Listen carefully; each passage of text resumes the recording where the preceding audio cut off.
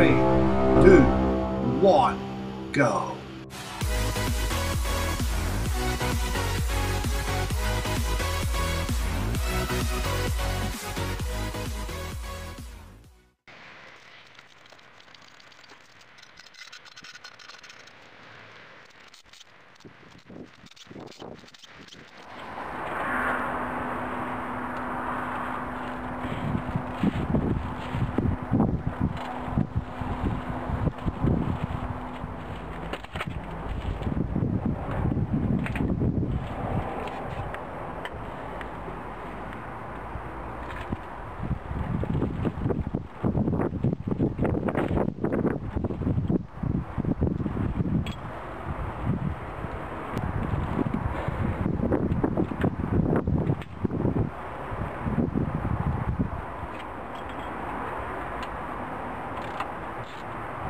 One, two nuts, remove the brake caliper,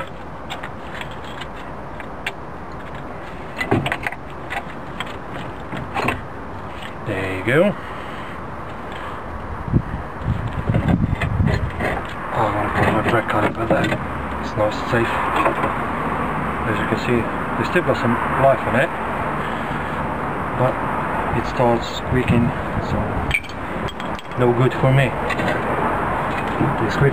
As you can see, I was able to put the piston back into the brake caliper. For doing this, I used the standard brake piston rewind tool for the rear brakes.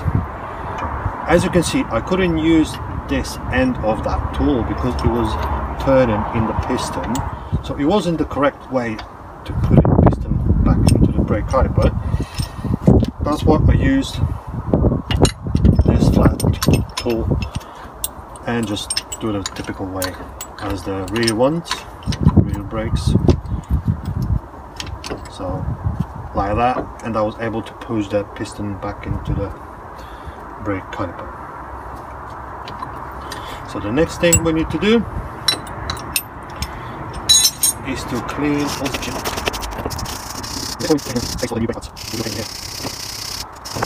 Oh, one more important thing. Before you're trying to push the piston back into the brake caliper, you need to unscrew the brake fluid reservoir.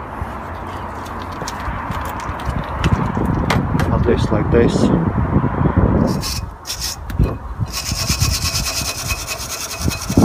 When we finished cleaning these bits, that allowed us to put brake pads much more easier.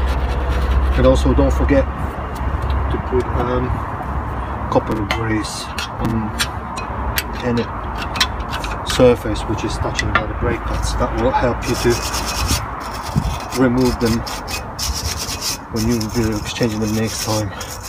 Hey, I think you may need this.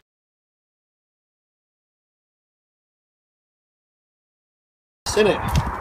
There you go. Oh yeah, really, thank you. Yeah, really. Yeah, that was helpful. Yeah.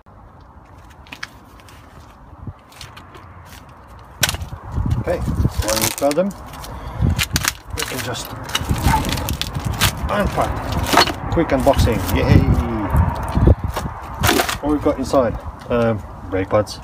Okay, so when we took our brake pads from the box, I brought you the box. Yeah. You brought me the box, thank you. Oh, yeah, I forgot totally. Sorry. Yeah, sorry. Because you forgot. Yeah, so when we took the brake pads from the box, this one without those metal plates goes on on this side. This goes into the piston.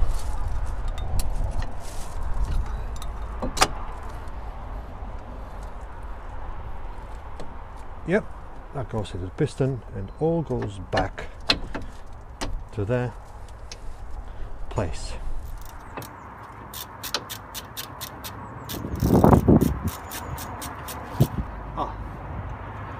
This bit's goes